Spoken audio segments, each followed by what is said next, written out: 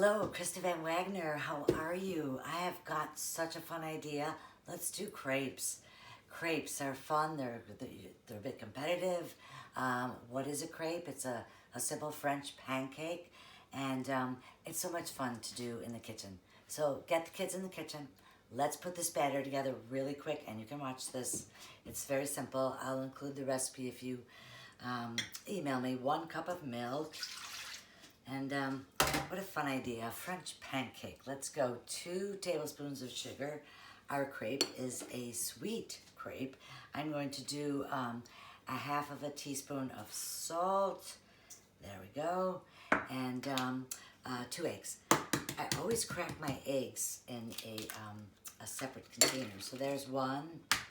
And let's get this one here. And there's 2. There we go. Just for the shells. Oh, we're safe. Let's go.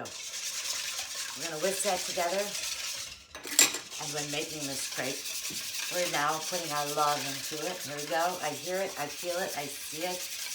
Get the kids in the kitchen. Let's make a crepe batter. Such a simple recipe. So I have my milk, my sugar, and my 2 eggs. As you can see now, I do have 2 tablespoons of melted butter. And just go ahead and use the stick, and you'll see that it's quite simple just to cut it on the lines, melt that. I did mine in the microwave, just a few seconds. And now I'm going to add my, let's add our vanilla. Vanilla, I use the vanilla from the Dominican Republic. And it has kind of a coconutty flavor. So here we go, 1, 2, it's a teaspoon. I always add a little bit extra just for the love. And there we go, let's add our flour. This is 1 cup of flour, and I did want to point out that there are different ways to measure. A liquid is in a liquid measuring cup, and this is for dry. So there we go. There is a difference. Please remember that. I'm a home and careers teacher, and I just wanted to remind you that there is a difference between liquid weight and solid weight. So do use the proper measuring cups. So here we go. 1 cup of flour, 1 cup of milk. My goodness, that sounds like a ratio. I love ratios. I'm not much of a scientist, but I do know that cooking is all about a science. And when I used to teach the kids crepes, when they were in kindergarten, I always did this for my children's birthday. I would go in, instead of sending in the brownies, I'd go in and make crepes.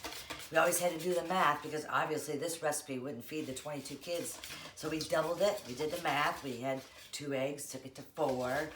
1 cup of flour, took it to 2. We doubled the recipe. That's the thing. So there we go. This is really looking good. Now, there is one thing that I have to say, and I just want to remind you, the butter, the melted butter, added at the very, very end. The very, very end. And why, you say? Why did we do that? Well, it's melted butter, and if your milk was ice cold, and we added it in the beginning, it would congeal, your crepes would stick, and you think there's something wrong with my recipe. Nothing wrong with my recipe. So there we go. And isn't that simple? So how do we make a crepe? Let's do it. Now this batter, I'm going to put in the fridge. I'm going to have to let it relax. I always want you to let it relax about 10 minutes would be good. It's something about the glutens. The glutens in the flour, and they come together and they relax. And if you don't, when you're trying to flip it, it might be a little bit tough. It'll stick to the pan. So great batter. Pretty simple. French pancake. Here we go. Let's get our pan nice and hot. Oh, that's funny. I have a batter made already, and it's rested. And I have my crepe pan, that's my crepe that I had before, my tester. Let's just see. God, that tastes so good. So that's a crepe. It's nice and thin, French pancake. This is a simple Teflon pan. You can't really do it without a Teflon pan. Don't get it too hot. You can use a little spray if you need for the first crepe. Sometimes we say the first crepe is crap. And you just get rid of it, so don't be discouraged. Just go ahead and go forward. So here we go, nice pan. I'm gonna get it good and hot. My pan is seasoned. I made 1 crepe already, so that was my crap crepe. So let's do a fresh one. Always a ladle, and that's a simple ladle. That's what I'd recommend you use. My rested batter. Let's get my pan nice and hot, which it is, and I can actually feel that. With your ladle, grab your batter, and go ahead and just dump that in the center.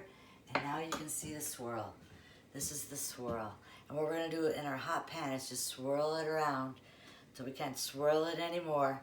And there we go. That is perfect, okay?